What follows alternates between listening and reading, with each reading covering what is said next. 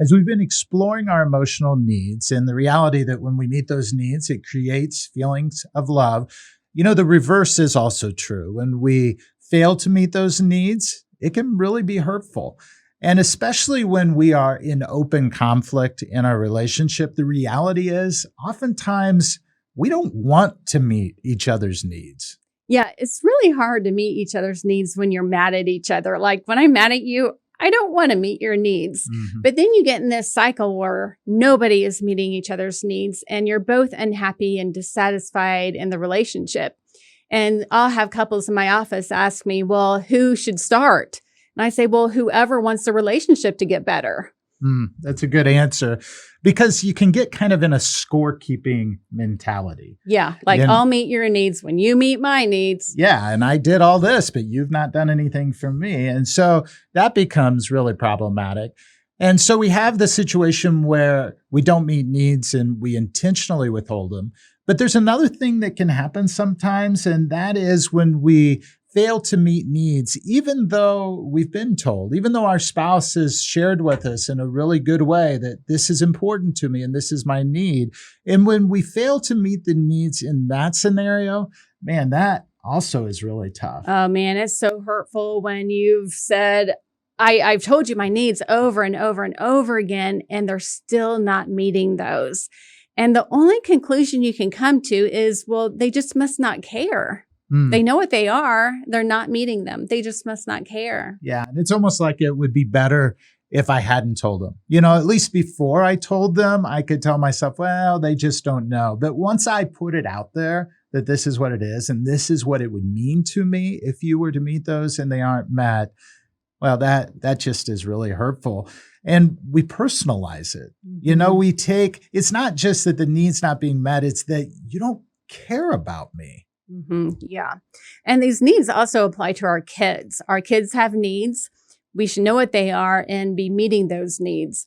Like our daughter has a need for just being with us. She likes the quality time. So when we're running errands, she wants to go, especially when she was younger. She always wanted to go with us and always wanted to play games with us. Well, if we always told her no, and you're going to tell them no sometimes, that's not what I'm talking about. I'm talking about consistently turning them down, saying, no, I don't have time, then they are going to feel like they're not loved, like they're not worth your time. Yeah.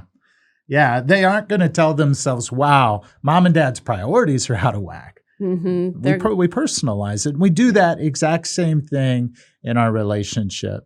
And that reminds me of another thing that frequently happens in this whole arena is that oftentimes our needs come from a place of a wound, oftentimes from our childhood.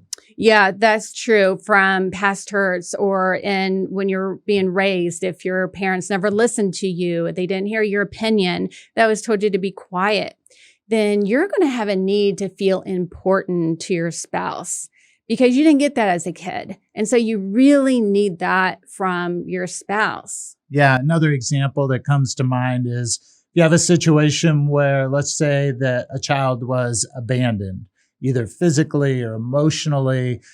Well, they're going to grow up and enter into relationships more than likely with a need for acceptance. And when that need is not met, when they feel rejected, for example, well, that's going to touch them at a very deep place inside of them.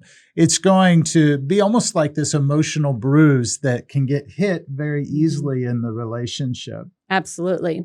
And we can actually help our spouse heal. God made the marriage relationship to help us to heal each other from those emotional wounds. So when we know they have those and those needs come from those hurt places and we're meeting those needs, it can be so healing. Yes, it can.